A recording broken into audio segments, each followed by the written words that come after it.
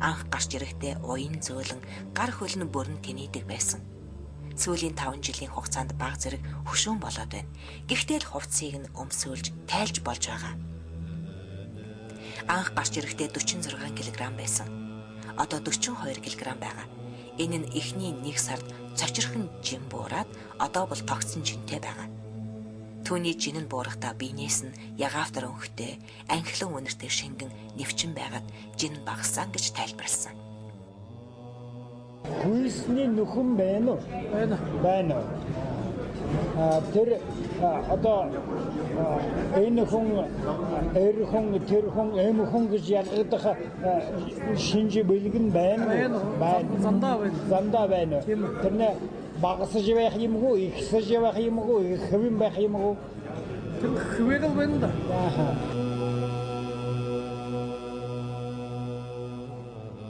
Би энэ баг зэрэг хөшүүн болсон ч элгэн дээр нь дарахад гидсэн хонхоогоод буцаж хэвийн байдалтай ордог. Биеийн дулаан нь 32 градус, шилэн хоргонд байлгадаг, амьсгал нь шилийг цантуулдаг байна. Аливаа хүн нас барсан хойноо суух нь бүхэл унтаж байхдаа ч сууж чаддаггүй билээ. Гэтэл суугаагаар нь оршуулснаас хойш 80 жил ийм л хിവэр байгаа. Нурууг нь ямар хүч ийм тогтоож байна вэ? Биеийн жинг ямар бодисын солилцол ийхүү тогтмол барьж байгаа хийгээд биеийн дулааныг юу 32 градуст байлгаж байгааг хэрхэн тайлбарлах вэ?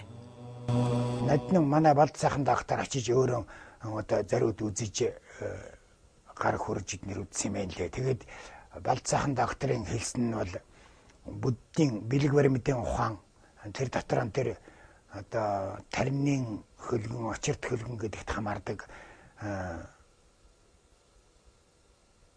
дэнсэлгүй явах тэрний тэр бяцлаглын одоо дүммо гоцол гэж хэлдэг биеийн амин элчийг бадраадаг аргыг хэрэглэж одоо ийм байдалд хүрсэн гэж бол сайхан доктор дүгнсэн байна лээ.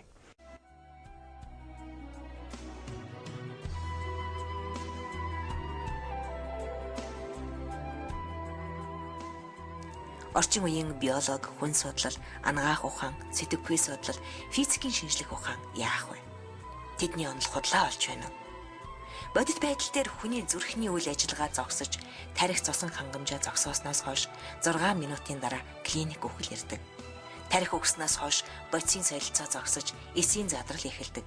Зөөлөн эдисийн задрал 4-5 хоногт явагдаж, мах, шүрмэсний задрал 2-3 жил, тэгээд яс детал нь 20 жилийн дараа үгүй болдог. Гэтэл энэ бие 80 жилийн дотор энэ хിവэрэ хатаагүй. Тодорхой хэмжээний дулаан, тодорхой хэмжээний чихтэй уян зөөлөн байгаа.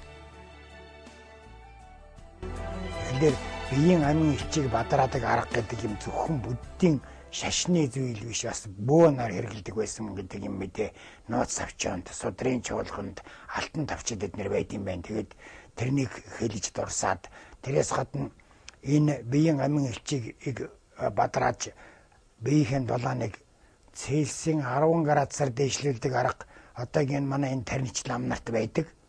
Тарны хөлгөний дээд шатанд гарлах лам нарт байдаг. Тэгээ энийг одоогийн энэ 14-р Далай ламаас зөвшөөрөл аваад Америкийн эрдэмтэн Херберт Бенсон гэдэг хүн төвдийн хойтлын энтхийн хойтлын тэр ладаг гэднэрт байгаа тарны энэ хоргонд бяцлал хийж байгаа төвд лам нар тэр хэмжилт хийж судалж үзээд одоо биеийн дулааныг өвлийн дүн хүйтэнд цасан дээр нүцгэн суугаад хүйтэ усанд дүрсэн даавгаар биеийг ороод ингэхэд хөлдөх жижирх байдаг. Харин дулаанаа дээшлүүлээд тэр цас хайлаад нөмөргсөн даав нь гатадаг юм байна гэдгийг Далай лам өөрийнхөө намтарт бичсэн байдаг. Ийм мэдээнүүд байдаг. Тэрээс гадна Чингис хааны нэг ач Твитүүл гэдэг ач нь галаас айдгүй түүдэг галын цогон дээр унтдаг байсан гэсэн мэдээ Германы судлаач Холгер Кайлвайт гэдэг хүний бичсэн номонд Түрк Монголын бөөн нарын шийд гэдэг намнаас ижилж оруулсан байдаг гэдэг.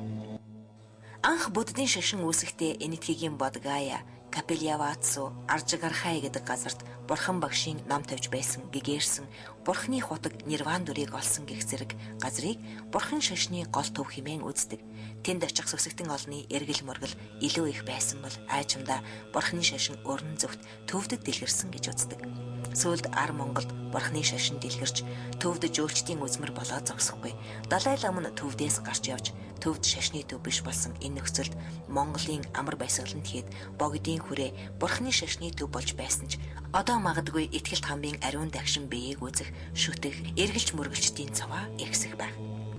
Одоо миний санахад одоо Бурхан багшийн одоо тавьсан зарлиг бүдийн шашин одоо хойд зүгрүүд үлрэх гэдэг одоо үнэн бэ юу нэг үлрэх гэдэг одоо хойно газарт бүдийн суглараад нь бурятник дээр баягалаа иргэдээр одоо бүдийн шашин дэлгэрээд байх үедэн их баяртай байна.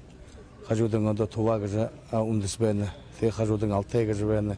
Хакас гэж бусад одоо үндэслүүд Оросын чи бага үндэс чи байгаа ханы тэдэш одоо бүдийн шашин өнөөдөртөө одоо орж ийн энэ хуврагаар ном юм сургаж байсан учраас одоо Бурхан багшийн одоо хөлсөн зарлиг одоо батлагдаж байна. Иймээс буряд Бурхны шашны төв болж магадгүй гэж учир мэдэх хүмүүс ярьж байлаа. Энэ нь Бурхан багш өөрөө биний шашин умраас умрлуу чиглэнэ гэж айлдаж байсантай уялдаж магадгүй юм. Оросд Итгэлт хамбын биеийг судлах эрдэм шинжилгээний хүрээлэн байгуулагдсан. Энэ нь буддийн гүн ухаан, тарнын бэлэг баримтын ухаан, ямандаг бясалгалын үүднээс судалгаас гадна орчин үеийн ангаах ухаан, гоц мэдрэх үе, биенээс цацарч байгаа цацруулалт, долгион, дулаан, илч, үнэр зэргийг нь судлах, тайлбарлах, олонд таниулах үүднээс байгуулагдсан байна. Манай өмнө бихлээ энэ одоо бусад ламнуудыгаа их үргэж байсан. Агуандаршив гэж байна уу? Дандарон лам байна уу? Одоо бурят их нэртэй их алдартай гэж бүхий одоо дэлгэхэн зам мэдчихсэн. Тэгээд Ичигэл хамбаламын тухай ерөөсө хүнч мэдэхгүй байсан. Ховор хүмүүс байсан. Тэгээд миний санахад Ичигэл хамбаламын өөрийн аранчин байдлаараа тиймэрхүү нэг номгорхуу тийм тайван одоо хүн зөний одоо завоох хүн зөнд одоо илүү юм хэлэх тийм санаа үгүй байсан гэж би бодож байна. Хүн зан элдв одоо оройгоо ухаанаараа Ичигэл хамбаламын тухай бичиж хэлсэн байна.